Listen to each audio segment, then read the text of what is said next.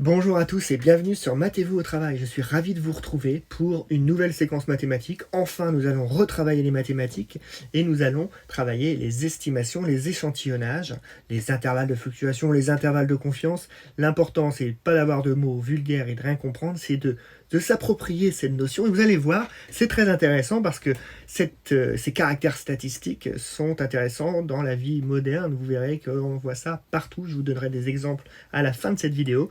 Mais essayons de comprendre ce qu'il en est déjà. Donc déjà, nous allons essayer d'estimer une grosse population. Alors là, on imagine une grosse population. Il est difficile d'avoir des caractères statistiques réels et concrets et calculés rapidement sur une population très très grande.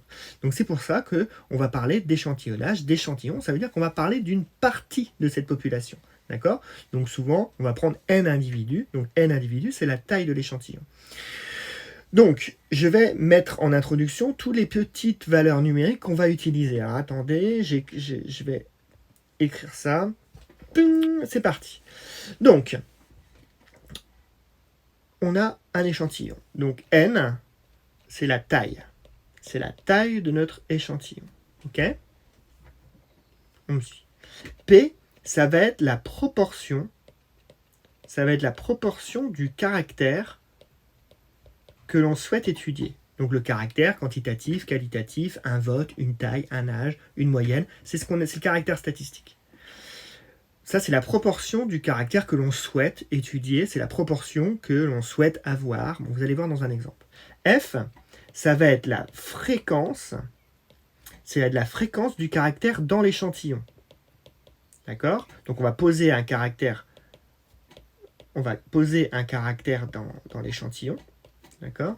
On va poser le caractère dans l'échantillon et on va voir par rapport à... On va calculer sa fréquence d'apparition, parce que c'est facile sur un échantillon qui est plus petit, on peut calculer cette proportion. Rappelez-vous, fréquence, proportion, c'est un peu pareil, mais la fréquence, c'est le nombre de l'effectif sur l'effectif total par rapport dans notre série. Dans notre série statistique, c'est l'ensemble des valeurs que l'on étudie. Donc là, on a N, on a P et on a F. À l'aide de ça, on peut calculer ce qu'on appelle sigma. Sigma, c'est l'écart type. Et l'écart type, c'est P multiplié par 1 moins P sur la taille de l'échantillon. P multiplié par 1 moins P sur la taille de l'échantillon. C'est ce qu'on appelle l'écart type. À quoi sert l'écart type ? C'est ce qu'on appelle un phénomène de dispersion. Donc, je prends un exemple assez facile. Si par exemple, on a un contrôle de maths pour une classe d'une trentaine d'élèves, donc on a une moyenne de 11.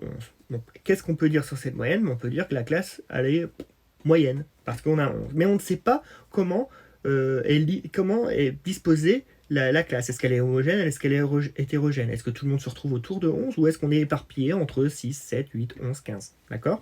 Donc là, on calcule ce qu'on appelle l'écart type. L'écart type, ça va être la distance qui va exister entre la moyenne et la répartition des élèves. Donc si on a un écart type qui est tout petit, ça veut dire que la classe est homogène, tout le monde va se retrouver autour de la moyenne, mais si on a un écart type qui est assez grand, bah là, on va voir que les élèves sont éparpillés autour de notre panel de notes. Donc plus l'écart type est grand et plus la classe est hétérogène. Donc c'est quand même un caractère de dispersion qui est assez intéressant. Donc c'est ce qu'on appelle l'écart type. Alors maintenant, je vais parler d'intervalle de fluctuation au seuil de 95%. Bah, cet intervalle, c'est P moins 1,96 fois sigma, point virgule, P plus 1,96 fois sigma. D'accord ? Donc ça, c'est cet intervalle. C'est ce qu'on appelle un intervalle de fluctuation au seuil de 95%, un intervalle de confiance. À quoi peut-il servir ? C'est là que je vais vous montrer un exemple très concret. Premier exemple concret. Ça, c'est intéressant. Très intéressant même. On imagine qu'on a un vote. D'accord ? On a un vote, on a une élection. C'est très mal choisi. On a une élection, le mot vote, c'est pas terrible. On a une élection. Donc, on imagine, on pourrait se dire, on est aux infos, on sait que 25% d'une population, c'est une estimation, hein, c'est une hypothèse, c'est notre hypothèse. On a 25% d'une population qui va voter pour Monsieur Blanc. On imagine, d'accord ? On a 25% de la population. Alors là, c'est ce qu'on a vu déjà aux infos, ils savent, miracle, ils savent que 25% de la population va voter pour M. Blanc. Bon, on m'a jamais appelé. Et d'abord, je ne donnerai pas mon information politique par téléphone. Bon, bref, on m'a, même si c'est anonyme, on m'a pas interrogé. On pourrait se dire, mais comment il détermine les 25% qui ont voté pour M. Blanc? D'accord? Est-ce que cette hypothèse peut être une hypothèse de confiance? Est-ce que ça pourrait être réel? Alors là, on va prendre un échantillon. On va un échantillon référent, avec des femmes, des hommes, différents critères d'âge, critères sociaux, nombre d'enfants, bon voilà, pas. Bref. Donc là, on va prendre un échantillon de 150 personnes. Ben là, sur cet échantillon, on peut les appeler les 150 personnes. Allô, est-ce que vous votez M. Blanc? Est-ce que vous votez M. Rouge? Bon, bref. Et là, parmi cet échantillon, on peut, parmi cet échantillon, calculer, on imagine, alors on va imaginer qu'on a, attendez, je prends une valeur, on a 45 sur 150 qui votent pour M. Blanc. Donc 45 sur 150, sur cet échantillon, d'accord, sur cet échantillon, on en avait 30% qui voulaient voter M. Blanc. D'accord? Donc là, on a un échantillon de 150%. De 150. Excusez-moi. On a 150 personnes dans l'échantillon. On sait que 45 sur 150 vont voter M. Blanc.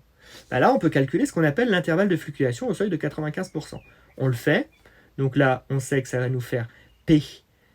On savait que c'était 0,25, c'était notre hypothèse. Hein, moins 1,96 fois l'écart type. Et 0,25. Oh là là, qu'est-ce que je fais? 0,25 plus 1,96 fois notre écart type. Bon, évidemment, il faut calculer l'écart type. Ben, l'écart type, je vous ai dit que c'était racine carrée de 0,25 fois 1 moins P, donc 0,75, sur la taille de l'échantillon, et on trouve 0,035.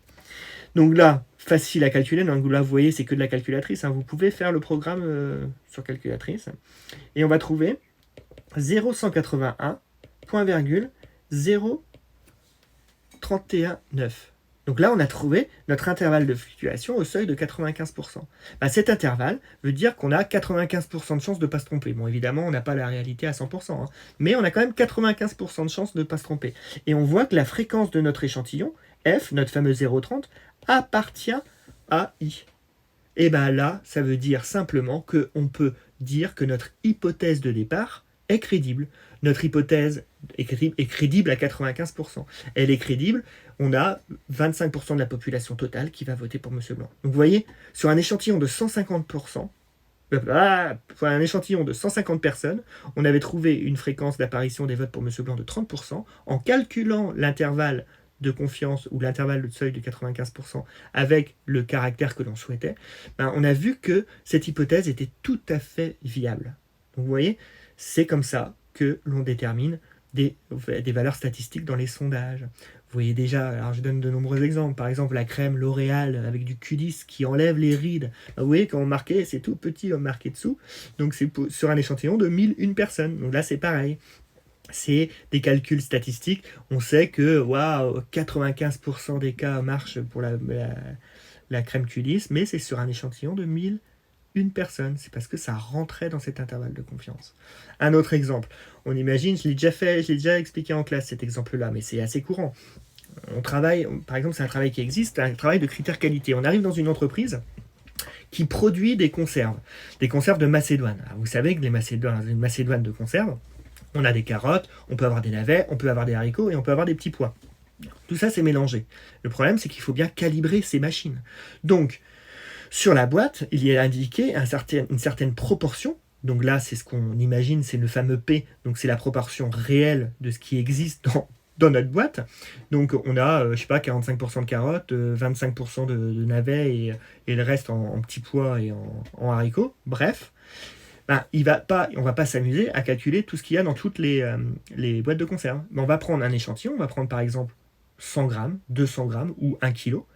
Parmi cet échantillon, on va calculer la fréquence F d'apparition, donc le nombre de carottes, le nombre de navets, et on va voir si ce nombre de carottes et ce nombre de navets, cette fréquence d'apparition de la carotte et cette fréquence d'apparition de navets, appartient à notre intervalle de confiance. Et si ça appartient, ça veut dire que on ne ment pas sur l'étiquette, et donc la proportion est bien réelle. Vous voyez, c'est quand même intéressant, cette chose-là. Je sens que vous êtes captivés, c'est génial.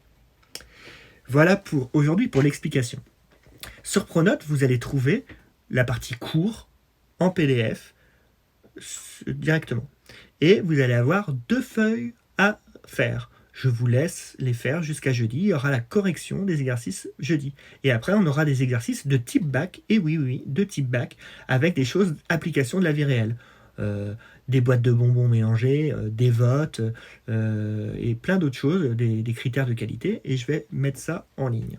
Donc, pour aujourd'hui, vous pouvez relire le cours, mais je pense que c'est pas nécessaire de relire le cours. Vous pouvez l'imprimer et le garder bien au chaud dans votre cahier. Si vous êtes sérieux, vous pouvez le recopier pour gaspiller moins de papier. Mais l'explication vidéo, je pense, est assez claire. Mais après, vous allez avoir 2 exercices sur une feuille d'exercice échantillonnage et une feuille d'exercice estimation. Voilà. La journée est belle, profitez aussi de l'après-midi pour sortir un petit peu, s'oxygéner, aller lire à l'extérieur, aller faire un petit peu de sport. Là maintenant on a le droit de partir jusqu'à au moins 100 km au maximum. Donc n'hésitez pas à sortir et prendre du soleil. Nous sommes des fleurs, nous en avons besoin. Je reste à votre disposition. N'hésitez pas à m'écrire. N'hésitez pas à liker cette vidéo, à vous abonner. Et je vous dis à très bientôt, jeudi pour la correction et la suite de nos aventures. Et je vous dis, n'oubliez pas, matez-vous au travail.